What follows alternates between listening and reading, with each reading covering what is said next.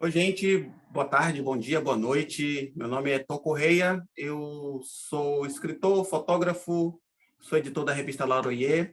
Nasci e moro aqui em Salvador e desenvolvo também projetos em fotografia, fotografia de rua, principalmente.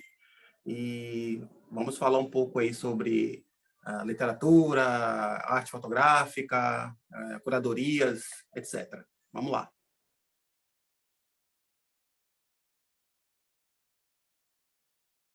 Eu pontuo três momentos que foram assim fundamentais na minha formação, que é uma formação bem acidentada, intermitente, mas eu lembro que aos 11 anos, aquelas leituras obrigatórias de escola, caiu na minha mão o livro de Marcos Rey, daquela coleção Vagalume, que é fantástica, todo mundo lembra, parece até que retomaram as edições, e o livro foi O Mistério dos Cinco Estrelas. E aí eu tinha por volta de 10, 11 anos e eu fiquei encantado com aquela leitura, realmente foi uma imersão assim bem interessante para mim. Num segundo momento, anos depois, adolescente ali no meio daquela crise total que a gente passa, aí eu tive um momento de epifania, que eu considero, porque eu tive contato com um conto de Clarice que me deixou assim realmente em estado de levitação e também um estado de solidão, né? Porque eu não tinha muito com quem conversar. Acho que eu nem saberia traduzir o que aquele conto representou para mim, que é o crime do professor de matemática. Então, até outro dia eu reli e assim a sensação também é muito parecida. Claro que é um percurso grande, mas esse conto de Clarice realmente para mim foi muito emocionante. Foi um momento epifânico no sentido de me conectar com a ficção, me conectar com a literatura, mesmo sem saber nominá-la, né? E o terceiro momento também, garotão, 20 e poucos anos, existia o Círculo do Livro, que a gente recebia os panfletos, né, os encartes, e a gente solicitava um livro, comprava o livro e ele chegava pelos correios. E eu, de uma maneira intuitiva, eu bati o olho no livro cara, que título é esse? Eu fui apenas pelo título, eu não lembro da sinopse que tinha, geralmente tinha, né? Mas, assim, o título me pegou de cara, que foi o livro de Rubem Fonseca, Vastas Emoções e Pensamentos Imperfeitos. E aí abriu um portal, eu mergulhei na obra de Rubem Fonseca, minha geração, acho que, né, quase todo mundo foi meio que batizado pelo poder da palavra de Rubem, né? E esse Vastas Emoções, que eu li várias vezes, eu fiquei preso num loop desse livro, e até ele nem é considerado um dos grandes livros de Rubem, ele tem coisas bem maiores, assim. Mas, para mim, naquela época, Vastas Emoções foi incrível. Então, eu pontuaria esses três momentos assim de contato com a literatura que foram bem significativos para mim.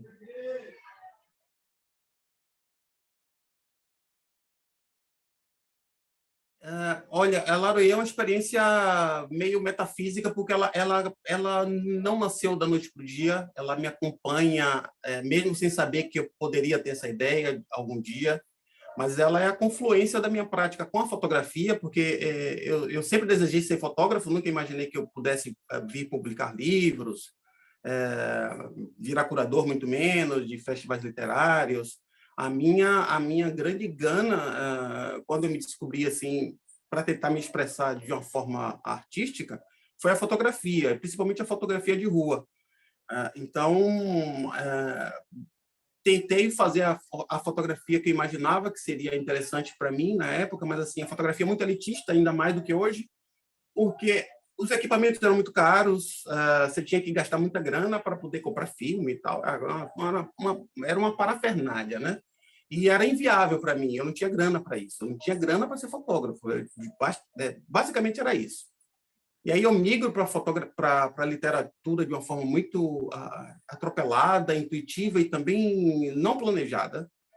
E eu acho que a Laroyer nasce num lugar que também, para mim, é fundamental assim, na minha formação, que é a Fundação Casa de Jorge Amado. Ela fica no coração do Pelourinho, acho que você deve conhecer, né? Deve ter passado por lá. E ali eu trabalhei durante quase 7 anos e foi uma experiência incrível para mim. E ali eu acho que para além da obra de Jorge Amado, ali eu fui meio que bombardeado pelas fotos de Verger que passaram por mim lá, a fotografia também que eu fazia nos arredores, a literatura. E aí entra uma questão fundamental que eu acho que foi a grande semente para Laroyer. Isso eu estou falando 1998, que eu entrei na Fundação Cláudio de Amado, depois voltei em outro período, fiquei até 2006. Então, 15 anos, né? De lá para cá, até que a Laroyer surge o ano passado, que foi a ideia de reunir escritores, poetas e também artistas visuais, principalmente da fotografia. Então, é meio que uma simbiose, né, desse conceito da Laroyer, fotografia com literatura, que se confunde também um pouco com a minha trajetória. E outro detalhe também importantíssimo, na Fundação Carlos Jorge Amado, existia uma revista que foi um marco aqui na Bahia, que é a revista Exu, né? Então, inclusive, a primeira postagem que a gente faz da Laroyer no Instagram, a gente, né, pede licença e agradece e pontua que a inspiração também foi a revista Exu, que tinha um conceito também de unir, mesclar linguagens artísticas. Mais ou menos isso. A gente deseja muito que a Laroyer seja impressa, né, com alguma tiragem mínima, para as pessoas que estão pedindo a Laroyer, porque ela tem um apelo visual muito grande. E editorialmente ela é dividida em sessões sessões, né, que a gente brinca um pouco também com a divindade do Exu. O Exu é o deus é o orixá da comunicação, tá? E é a entidade que tranca os caminhos ou abre os caminhos. Ele a segunda-feira é dedicada a Exu, e em toda a cerimônia do candomblé é feita uma oferta, um oferecimento para ele que se chama padê, que é oferecer as coisas que ele gosta, farofa, cachaça, charuto. Isso no candomblé da Bahia, que há uma variação também, né, nas cerimônias do Brasil. Então, Exu é o Senhor dos Caminhos e o conceito todo da Laroyer é pautado nisso. Então, a gente prima pela fotografia de rua e também por textos também, crônicas, poesias e contos também que utilizem as ruas da Bahia como a matéria-prima, que material não falta aqui nas ruas de Salvador. Salvador é uma cidade bem complexa, é bem contraditória, é mãe e madrasta, é divertida e é cruel. Então, essa contradição da cidade, se perder pelos caminhos da Bahia, as ladeiras, os becos, então, os locais que já foram opulentos e agora estão decadentes, e as relações das pessoas que vivem nesse cenário urbano. Então, a Laroyer tem uma ligação orgânica com Salvador, mas como ela não tem fronteira, a gente imagina que as próximas edições, se vierem no tempo que for possível, que a gente expanda isso para a Bahia, para o Nordeste, para o Brasil, e não tem limite em relação... Limite geográfico não existe para a Laroyer. Então, é basicamente isso. Quem folheia a Laroyer, quem é mais voltado para a fotografia, talvez tenha um pouco mais de interesse. Já os textos também dialogam, de certa forma, não que isso fosse pensado obrigatoriamente, olha, mande um texto para ilustrar, desculpa, um texto para legendar aquela série, aquele ensaio. A gente não fez isso, deixou muito aberto e a gente foi dando uma cara de unicidade mesmo a cada edição. Foram 3 edições digitais que as pessoas podem baixar gratuitamente, né? É só entrar no site laroyer.com.br, Laroyer com Y, e a gente não sabe o que vai acontecer daqui a algum tempo, quando ela vai voltar, de que forma ela vai voltar, mas a nossa intenção inicial, numa retomada, é imprimir uma tiragem mínima desses 3 exemplares que foi muito bem recebida aqui. As pessoas ficaram bem felizes, as lives foram muito divertidas, principalmente o lançamento da número 1, porque a gente convidou umas figuras assim, muito baianas no melhor sentido da palavra, né? Muito espontâneas, muito, né? Gostam de falar muito, de rir, cheio de causos e resenhas. Então, mais ou menos isso, o conceito da revista.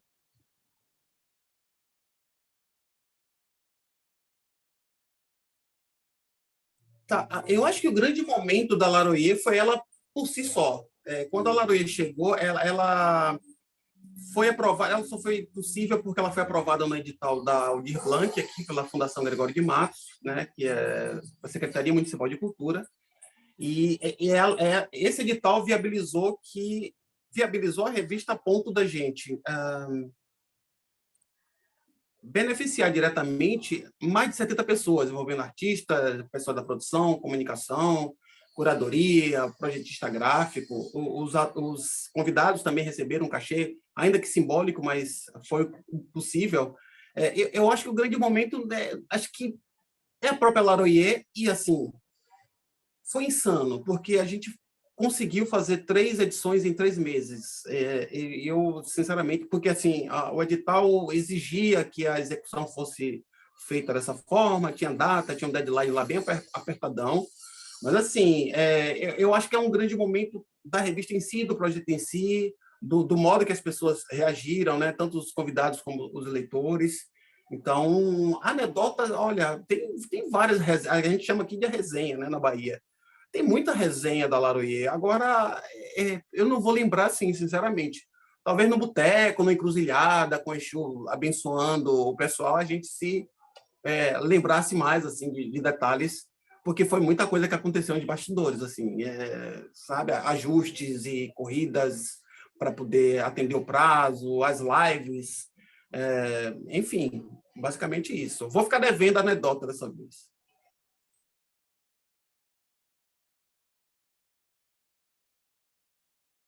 Olha, é muito louco isso. Eu tenho um amigo coach, ninguém é perfeito, né? Eu tenho um amigo coach que um dia ele me aconselhou, ele disse, olha, cara, você tem uma gama de atividades muito eclética, tal. O ideal seria você focar em uma apenas, porque aí você conseguiria uma maior projeção, mas assim, eu não conseguiria fazer isso, porque eu tenho muitos interesses. E quando você disse que eu faço muita coisa, às vezes eu nem percebo que está rolando isso. Então, tem a parte da criação, de escrever livros, inclusive é uma relação muito complicada para mim. Eu não me sinto à vontade no papel de escritor, eu não falo para as pessoas que não me conhecem, eu sinto até um certo constrangimento em alguns casos. Eu não me sinto à vontade, a síndrome do impostor está sempre me acompanhando, porque ela me guia até certo ponto, é, não a ponto de me sabotar, mas também não a ponto de me achar o cara, né, o grande escritor de todos os tempos, que isso é uma quimera, isso é uma loucura. Então, entre a criação, curadoria, que terminou acontecendo de um modo também imprevisto, eu jamais imaginei que eu me tornaria curador de festas literárias, no papel de curador e editor mais recuado, mais nos bastidores, já me sinto muito mais à vontade. Porque, assim, por eu ter sido convidado, por exemplo, para alguns momentos literários, alguns eventos literários, eu sei mais ou menos como é a dinâmica. É, tem um momento em relação à curadoria que eu acho também que foi bastante importante. Eu fui convidado para um evento literário num péssimo momento meu. Por que eu fui tão mal escalado? Apesar de toda a boa vontade dos curadores, da coordenação, etc. Eu não tinha livro recente lançado, o livro posterior ainda estava longe de ser finalizado, não tinha nem perspectiva de lançar, e eu não tinha o que dizer. E a mesa foi, para mim, foi um desespero. Eu só queria sair dali que terminasse, e foi muito ruim, mas aquilo ali me serviu bastante, anos depois, na função de curador, para sentir o momento de cada um. Às vezes, um autor não está num bom momento, ou não tem um perfil que a gente imagina para uma mesa. Então, eu sempre lembro daquela mesa trágica da qual eu participei, que eu não gosto nem de lembrar, assim, tá no YouTube, mas eu nunca vi nem vou ver, porque foi uma atuação assim muito ruim, foi lamentável, mas que me deu uma base para a curadoria posterior.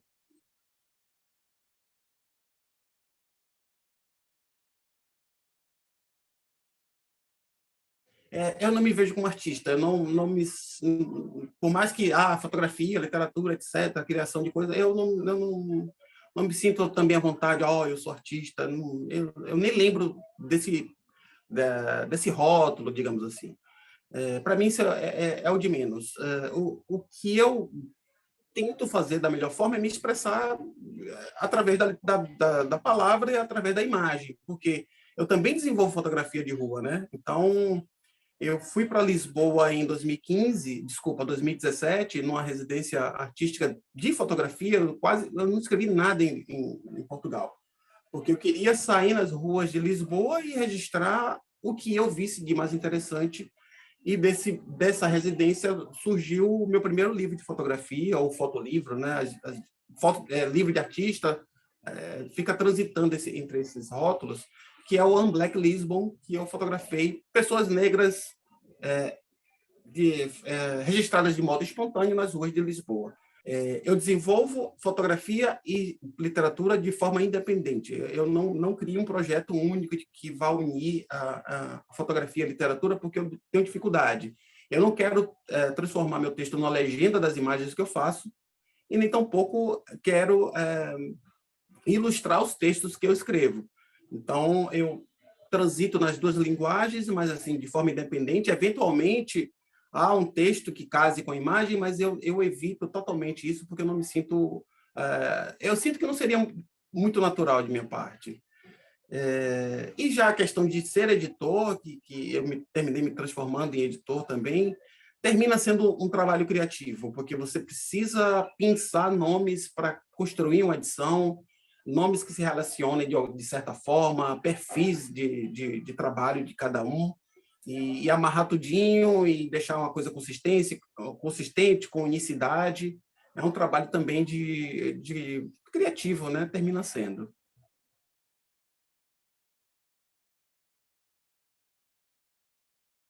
Cara, essa é uma pergunta que a gente vira e mexe, a gente se depara com ela, com essas dificuldades que o Brasil enfrenta. A gente se compara muito com o Uruguai, que é um país leitor, com os índices de leitura do Chile, né, que é um país bem menor e tal. E a gente sempre fica patinando. Eventualmente, tem algumas ações pontuais que estimulam a leitura, mas também a gente precisa pensar que tipo de leitura é essa, se é uma leitura crítica, se é uma leitura de entretenimento. Eu acho que a gente fica andando em círculos e sem conseguir avançar. Muito menos agora, diante desse quadro político do governo que a gente está enfrentando no Brasil desde 2018, que não tem interesse algum em proporcionar ações voltadas à literatura ou à leitura. No caso das festas literárias, eu acho se eu estou falando pré-pandemia, eu sentia e sinto ainda hoje que era um momento ali do contato com o autor que estimulava realmente a leitura, principalmente pelo viés do mercado, né? As livrarias vendiam muito, os autores tinham filas, né, para os autores fazerem assinarem seus autógrafos. E eu acredito que aquelas pessoas que compraram aqueles livros realmente leram. Agora, qual é o tipo de leitura que fizeram, se for uma leitura mais apurada ou não, se é isso que a gente quer ou não, eu acho que especialistas existem de todas as áreas que teriam soluções interessantes. Soluções eu não digo, mas assim, ações que poderiam dar uma estimulada na leitura, mas eu, sinceramente, eu me sinto completamente impotente até para imaginar algo no cenário atual. Vou ficar devendo também.